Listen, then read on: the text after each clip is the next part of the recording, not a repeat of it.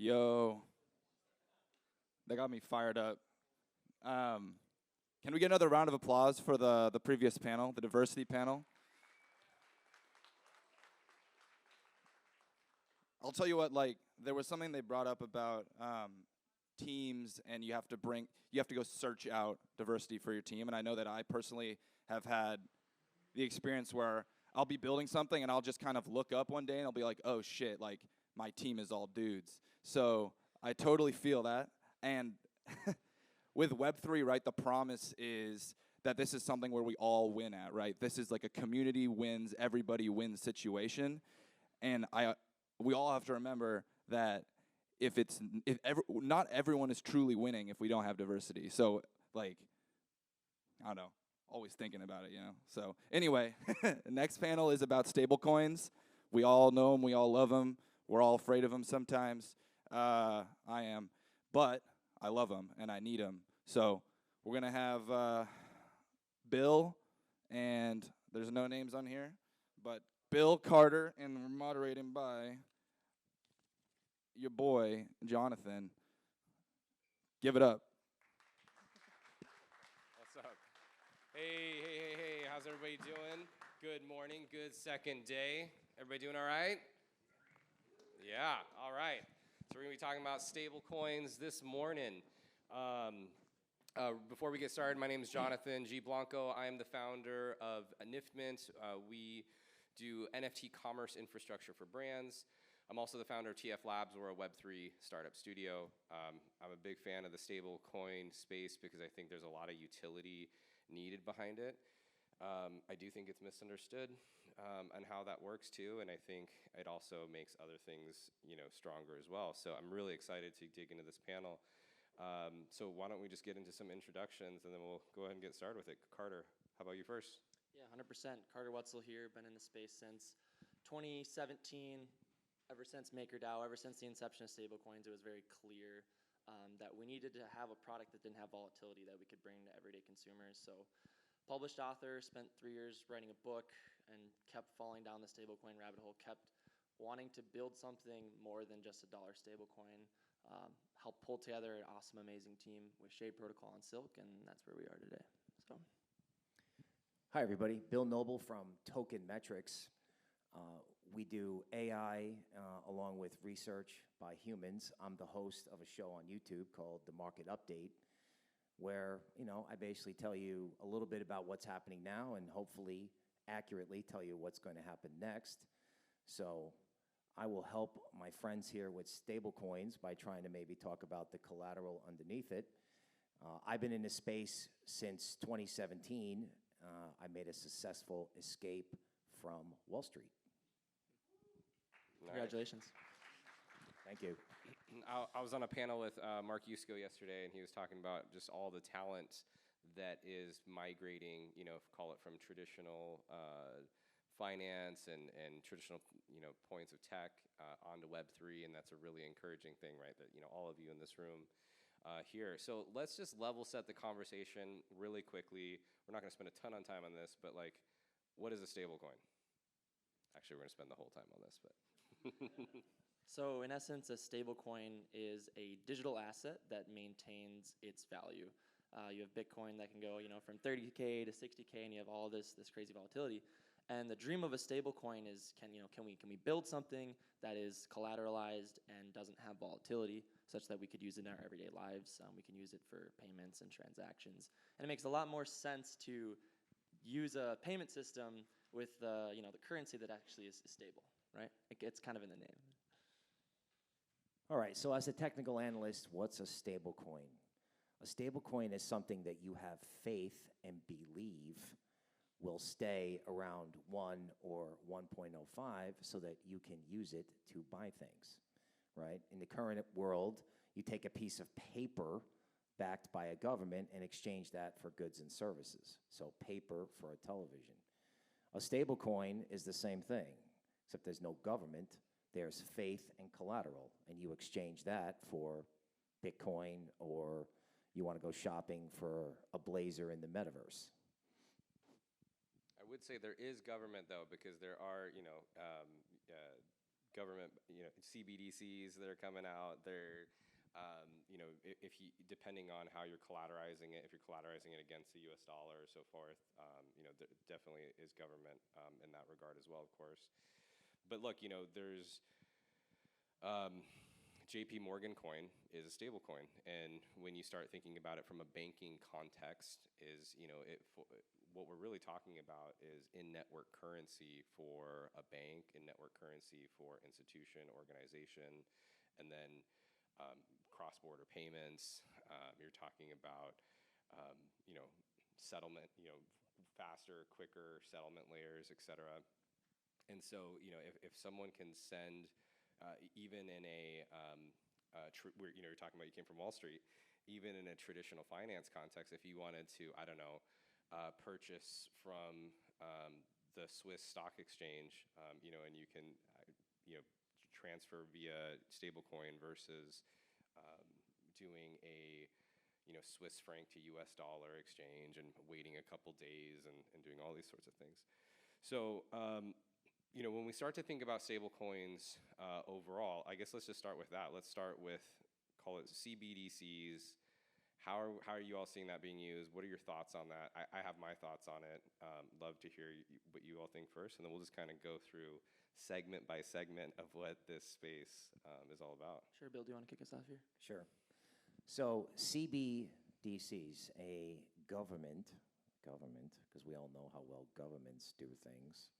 A government is going to build a blockchain and move things around, okay, and they're going to control it.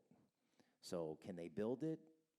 I doubt it. So what they're going to do is, okay, they're going to call up Carter, and they're going to say, hey, Carter, can we run our central bank digital currency? Like, I don't know, we could call it dollar coin. So maybe instead of everybody applying for unemployment or Social Security, we can just airdrop them dollar coin. Now, Carter may really want to get that call because I'm sure that would be great for his blockchain and all of his friends out here in the front, okay? But for a central bank to successfully issue a usable currency, they are going to have to use a private sector blockchain. And like I said, because we're hanging out today, if Carter wants that business, I hope they call him. I hope they don't. Hope they don't. I hope they I don't. hope they don't. I think like the whole ethos of Web3 and why we're all here is to build decentralized systems, censorship-resistant systems, and CBDCs represent the exact opposite end of that paradigm. And I think that is the beauty of stablecoins, is that they're globally transmittable. You have true ownership of these digital assets in a way that is extremely powerful. We had members of our community during the Ukraine crisis that there was actually max amount of money that they could pull out of their bank accounts during the crisis. And they said, like, in that moment, the only thing they truly owned, as ludicrous as it sounds, was like crypto. And it's something that no one could take from them. And all they needed was their ledger and their seed phrase, and they can go anywhere in the world. And no government can take that from you. But they can freeze an on-chain transaction. So that's why we need decentralized currencies, because we're trying to create robust systems that ultimately say we can't trust people. We want to trust math. We want to trust economics and create a fair playing field. And that's the beauty of decentralized stablecoins. Yeah, so I would love for you to break down a decentralized stablecoin, because I'm skeptical towards those two words being paired together. Because everything that you describe sounds really interesting in a Bitcoin context, or sounds pretty interesting perhaps in an Ethereum context, but most stablecoins are in fact centralized. So do you want to, I guess, dive a little bit deeper into what you mean when you say, I guess, those two together? And perhaps I'd love to learn something new if I'm not aware of that being together. Yeah. Well, is there anything we want Bill to jump in on this too, or is this specifically directed at me? Well, just because you brought it up, that's the only reason I was asking. Yeah, so it's interesting because there's lots of different models for stablecoins. You have things that are very algorithmic, like Terra, which were unfortunately it's a very big experiment, right? Less collateral involved, it kind of fell apart. And then you have on the opposite end of the spectrum really over collateralized models like DAI with MakerDAO. And the question inevitably becomes, what are the assets and how decentralized are those underlying assets? If your stablecoin is backed by USDC and USDC is centralized, then you're just kind of like, it's kind of fake decentralization. And so in perfect fairness, this vision of truly decentralized stablecoins, we have to be super selective about collateral that's backing these systems. And that's one of my fears in the industry is everyone is so focused on liquidity and these, Tether and USDC. It's such a convenient tool, but there's danger to that. And so to have truly decentralized stablecoins, we need decentralized collateral, which would be like Bitcoin, Ethereum, a lot of the Cosmos L1s, like those types of volatile assets. Use them in an over-collateralized system to create a truly decentralized stablecoin, and then use those decentralized stablecoins to be building blocks for more dynamic stablecoins is kind of the way I'm thinking about it. It's a tough problem, though, 100%.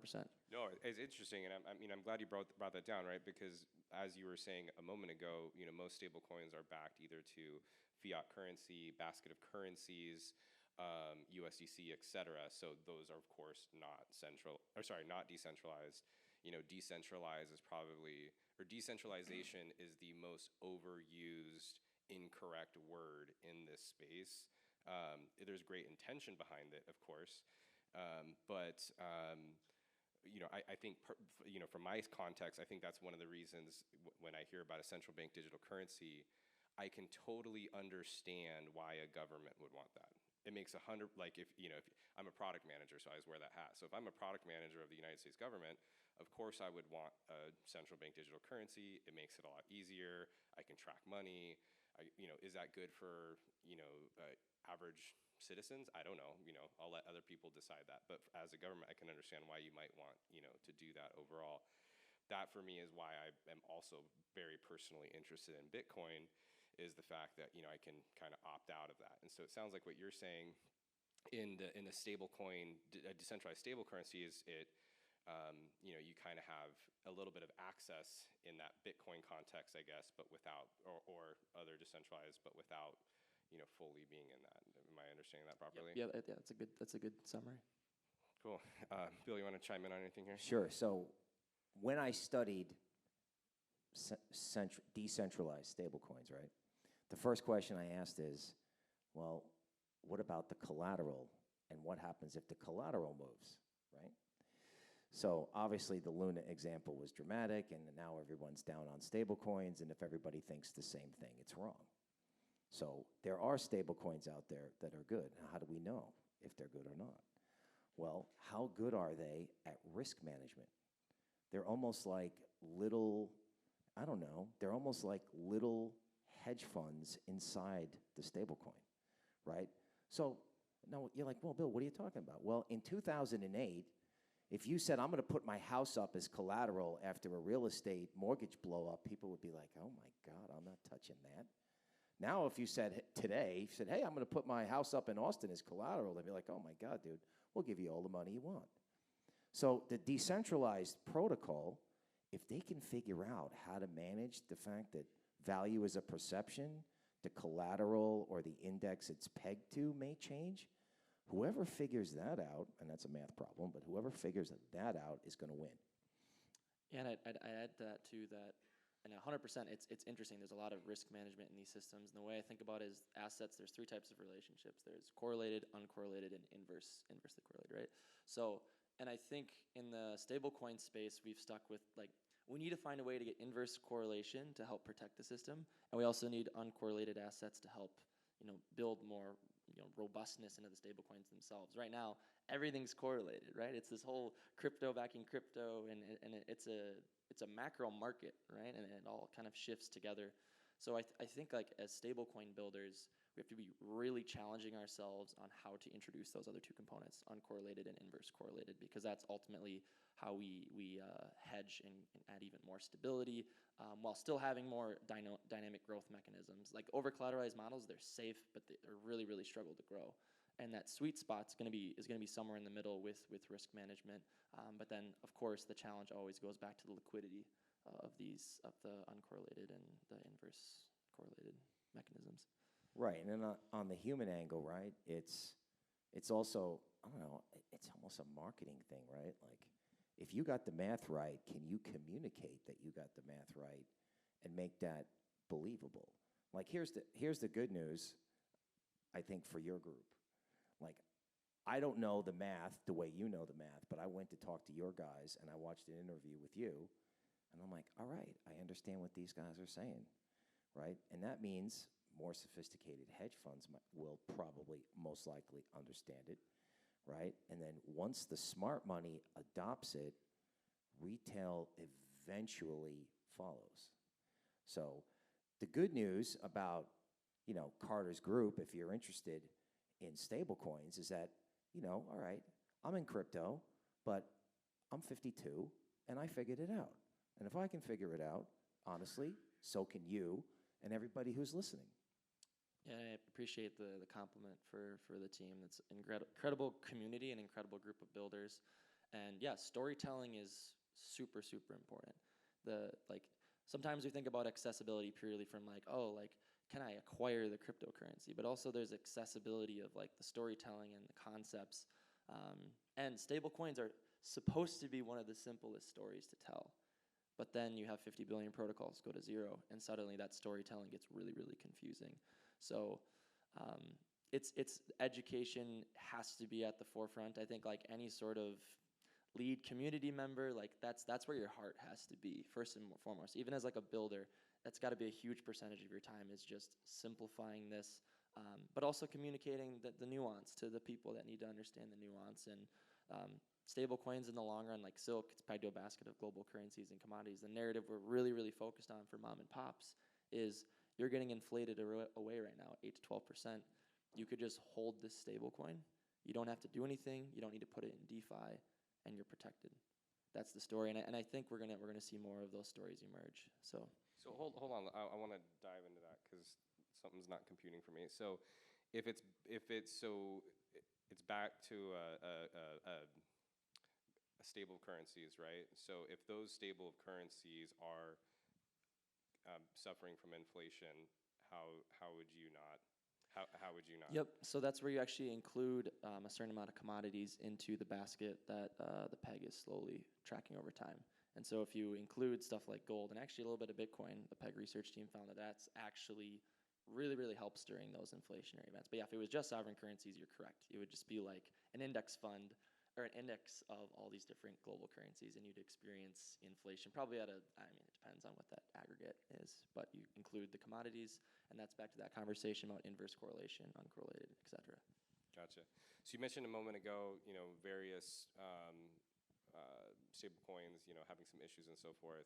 Obviously, Terra Luna, was in the news, made mainstream news. Let's just break that down for a second. What caused that to happen? Why was that an issue? What happened? I'd love to get Bill's take on this. Your first shot at it now. I'm happy to hop in too. All right. Okay, so what happened with Terra Luna? So it was known that they had a vulnerability as an algorithmic stablecoin. So regardless of how you would explain the technical details, the vulnerability or the chink in their armor was known, right? So this is an example of intense market volatility, right? The value of the collateral or the perception of the value of the collateral changed. And then some big player, okay, who knew both the vulnerability and how to get short and break things. By the way, we still don't know who that is, as far as I know, right? Could have been Uncle Sam himself. Broke Terra, okay? Basically made a big short sale. Hold on, but wasn't Terra backed by Luna itself? So it was basically creating like this infinite loop of printing money? Right, so yeah, that was the chink in the system, right? In other words, that doesn't sound like a vulnerability. That sounds like poor design. Okay, well, from the point of view of the guy that was shorting it and breaking it, he considered it a vulnerability. You would call it poor design as a product owner, which makes sense. But the bottom line is, somebody saw an opportunity. It was like a UFC fight, right? Like Luna leaned the wrong way and walked into a punch. Now, I'm sure the details of that I'll leave to Carter and Jonathan. Yeah, so for those of you who don't know, the way UST worked is you're able to burn, to keep it really simple. You can burn $1 worth of Luna for 1 UST, right? And so whenever the stablecoin went above peg, let's say it's trading at $1.02, this is a bad thing, right? Like we want it to be targeting $1. And so anyone in the world could go in, burn the dollar of Luna, mint out 1 UST, and sell it at $1.02, and that pushes it back to peg. That's what we mean by algorithmic. And so that expands the supply of the stablecoin, and actually it shrinks the supply of Luna. The inverse situation is what happens when it's under peg. If UST is trading at 98 cents, there needs to be a way to push it back to $1. And the way they did that is you could essentially turn in and burn your 98-cent UST for $1 worth of Luna. And so what you're doing there is you're shrinking supply, if you think of supply and demand curve, and you're able to push that back to $1. The thing is, Luna on the other end is getting minted during that contractionary event. If the demand for the stablecoin rapidly decreases, a bunch of UST is getting burned, a bunch of Luna is getting minted. And with normal degrees of volatility, this mechanism actually worked pretty darn well. Granted, there was some market makers involved on centralized exchanges that had to help, which is a long tail risk that ended up being very, very damaging. But yeah, those are some of the mechanics, and I think people are really giving up to a degree on algorithmic stables, and I think that the mechanism was good. It's just that they were fully reliant on it, and there's vulnerabilities there. And so people forgot that something like Terra Luna is a massive experiment. All of these stablecoin projects are experiments, and that was a heartbreaking experiment. My heart goes out to that entire community. But the data set from that crash, all the other stablecoin founders that I'm talking to, I mean, there's so much to be learned from it. And I guess my summary is that's the explanation of the mechanics. We should be careful about saying it doesn't work at all. It's just Luna got hit by a long tail risk because of very well-timed players that had deeper liquidity and had perpetual short positions and were leveraging some economic vulnerabilities. And now it's up to us as founders to say, what are those economic vulnerabilities? What can we keep? What should we not keep from the model? Yeah, and Bill, I'm sure you've seen things like this play out through your history in Wall Street and so forth, and call it these attacks and so forth, when people find these vulnerabilities or poor design or whatever we want to label it. What do you think, from your background, like what do you see, because we're close to wrapping up here, what does the immediate future look like, you think, in this space? Not just stablecoins, but just stablecoins and call it, let's just say all of crypto to wrap this up. What's the short term look like here? Okay, well, the short term is there's a problem with collateral. ETH can't be down 8 weeks in a row organically. There's forced selling somewhere. So someone is questioning the value of their collateral. Now that sounds a little grim. Well, let's do it this way. What doesn't break you makes you, right? So the lesson learned from Luna is that anybody in the stablecoin business, the first question they have to answer is, we're not Luna. We may be using an algorithmic mechanism, but we're not them. So that provides this really strong market-based sort of incentive to explain the value proposition, which I think Carter, and we were talking about Frax possibly. Yes. Right, these guys can explain it. So in 1992, I was a kid watching George Soros break the EMS currency peg, right? He just broke it. And then that led to the euro. And the euro, say what you want about it, but it's to stop European nations in Western Europe from fighting each other. So their first experiment failed, but then the euro seems to be okay. They made something better. And after Luna and UST, somebody will make something better. Yeah, I think when we look at stablecoins in 2022, I think the risk I'm seeing is people are so focused on stablecoins in DeFi products. And if we do not bridge stablecoins back to everyday and commerce, then we failed. Because that is where truly sustainable demand comes from for these systems. And that's at the heart of it. If it's not being used, there's less liquidity, there's less people believing in the system, using the system, and that introduces risk. So I believe for stablecoins to succeed, you have to have consumer privacy to be bridged back to Web 2 and Web 3, thus Shade Protocol, building Silk, building on Secret Network. If you haven't checked out the layer 1, you definitely should. And that's what I'm waiting on. I'm waiting for all the stablecoin founders to say, wait a second, maybe we've been doing this wrong. It seems the best place to get initial adoption is these decentralized finance products, but we have to be laser focused on going above and beyond that and bringing stablecoins to global communities, or else the mission was failed, in my opinion. So Yeah, man, shopping, retail therapy, right? If you can do it with a stablecoin. Yeah, I definitely see stablecoins as the evolution of loyalty points and in-network currency. I can see a world where you have every retail brand have its own stablecoin, but as a consumer, you don't see it as a stablecoin. It's just your, Amazon bucks, your whatever bucks, and it's just pegged. Anyways, great panel. Everybody, thank you so much for joining. Hope you're enjoying DecentralCon. Make sure you're tweeting at DecentralCon. Big round of applause, and thank you all. We'll see you soon.